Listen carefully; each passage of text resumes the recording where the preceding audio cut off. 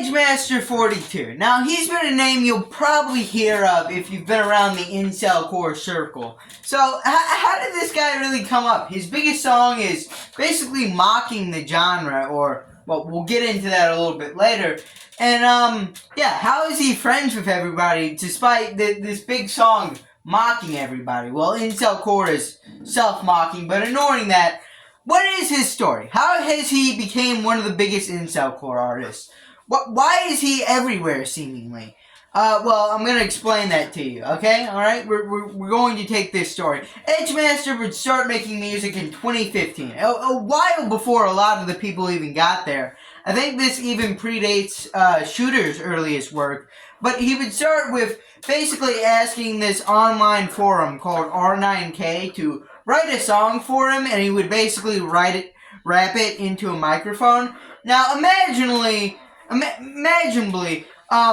they just spammed a bunch of slurs, and he also, by rapping it, spammed a bunch of slurs, causing the video to be taken down. So now it's semi-lost media. But after this, he would go back to the well on this ideal of the R9K songs, and he'd actually, assumedly, cut out the slur usage and create R9K Writes a Song for the Feels, which actually blew up. It got pretty big. It now sits at around 244K on YouTube, which is pretty impressive. But after this, he would continue making pretty memeable music without much value in it, actually. And also, while he was making this, he started this channel not aiming for the truck. Now, this channel was not for music, but more documentaries. He was more telling stories. And also, around the time he made this channel, he would release his album Sad Memes for Small Beams, which, again, included a lot of songs that were kind of more memey. He did mention one song that was kind of incel core adjacent, but he wasn't fully invested into the incel core scene yet. So, he kept running both of these projects simultaneously. The Not Aiming for the Truck channel, which was getting some decent views here and there. He, also, to mention, he did a documentary on Virgin Fest, a incel core music festival, which people in the scene actually say is one of the better videos about it. And also, at the end, it did feature a song that he made called Antifa Isn't Punk Rock, which later made it onto one of his albums / EPs. I don't really know what you'd want to call it. And, yeah, basically, yeah, he continued this wave till about 2022, where he decided to start taking the music a bit more seriously. And he would round out the year by releasing 2 projects, Kill Your Friends in Minecraft, and Not Very Wholesome 100. I know, very, very weird, kind of shocking names. But anyways, 2023 would end up being one of the biggest years for Edgemaster, at least musically, as he dropped the song Generic Incel Core Song. Now, this song actually had a bit of a backstory behind it, because at this point he had fully switched over to Incel Core at this point, and he was making songs, yet not really finding a big audience for them. So he couldn't really find an audience for him at this time. So he kind of felt like he was just making music for the void, and his music was terrible, which were feelings that poured out into this song. With the probably funniest line, I got 45 followers on SoundCloud, so suck my D, and D, you stupid B, I'm pulling numbers. Probably that's the funniest line in the song. Yeah, but also probably the thing that really blew this song up was the lyric video, or music video, which basically took the ideal of 4chan green text and had the green text spell out all the lyrics while you have like a picture of Pepe the Frog that kind of vaguely related to the lyrics themselves. It's a super funny music video, and I think it played a huge role in making the song as big as it is, because that music video now sits at over 600K on YouTube. And this wasn't the only thing that happened in 2023. He also got invited onto FML. Alright, it's spelled EFFEMEL. Don't know why they spelled it that way.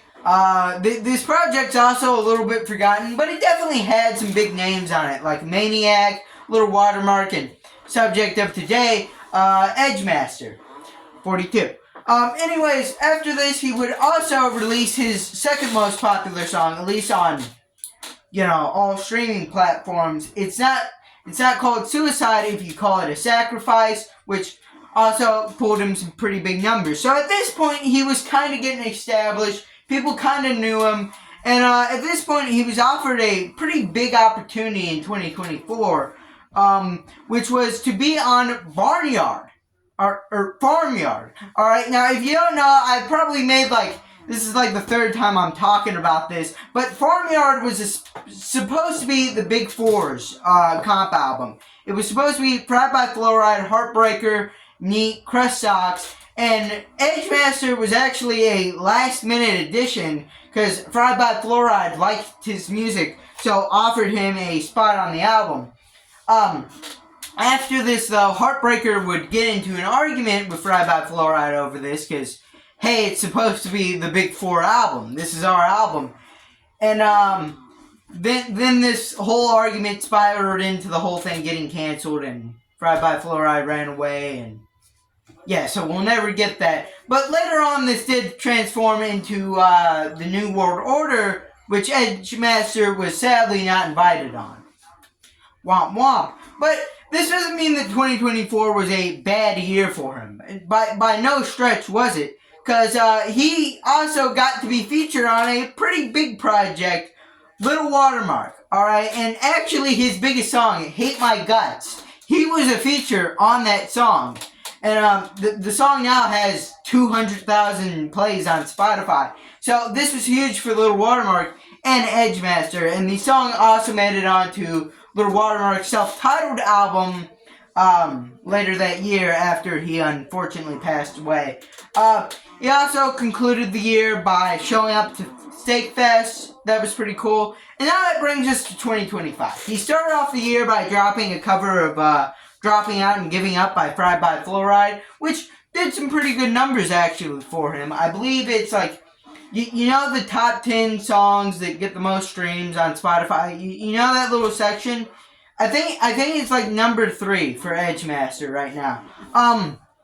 But yeah, he would drop that. He would drop a couple more songs. He would drop a sequel to his song, Mouse Boyfriend, called Mouse Boyfriend 2, which, kind of came out of nowhere. He dropped the song Quick Save Into a Corner. By the way, I feel like I'm making a drinking game for every time I say a song or the song.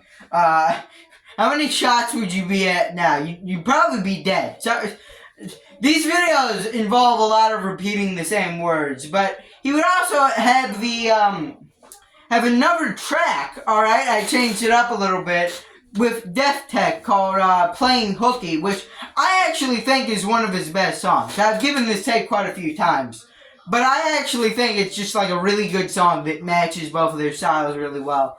And the most recent song he's dropped of me recording this is No Normies Allowed, which was only dropped about a month ago. So, yeah, I hope that answered your question on how Edgemaster got so big, or whatever I titled this video. I honestly don't know what I'm gonna title this, but yeah, Edgemaster has been able to build a pretty interesting brand. He's managed to develop a very interesting sound with also these aesthetics of the late or / mid 2000s scenecore kind of aesthetics.